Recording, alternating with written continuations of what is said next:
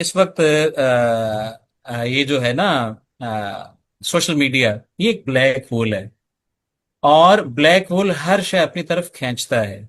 और जब वो अपनी तरफ, उसकी ग्रेविटी इतनी ज्यादा होती है कि उसमें से रोशनी भी बाहर नहीं आ सकती, ठीक है। तो इसका पेट कभी भरेगा नहीं। तो अच्छा। वो तस्वीरें हों, वो अक़वाले ज़र्री हों, वो सवालात हों, वो सब के सब सिर्फ और सिर्फ अपनी मौजूदगी, ये मेरे मेरा मैं पहले अर्ज ये किया था कि बहुत मेरे अच्छी कुछ बात है। ताज्जुबात हैं, तो ये ये बहुत अच्छी बात की आपने। अपनी मौजूदगी मौजूदगी साबित करने के लिए होते हैं कि मैं हूं। और देखिए मैं कितना अहम हूं और मैंने ये सोचा है।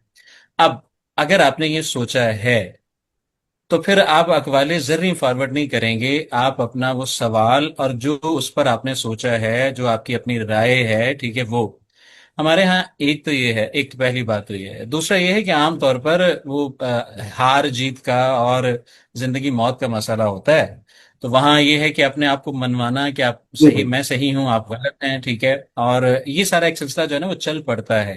तो हमने बहुत छोटी छोटी अपने अपने ना एक दायरे बनाए हुए हैं, और उसमें हम खुश हैं कि हम, हमारे जैसा कोई नहीं है। हाँ, तो हम चूमा दीगरे नीस वाला मामला है।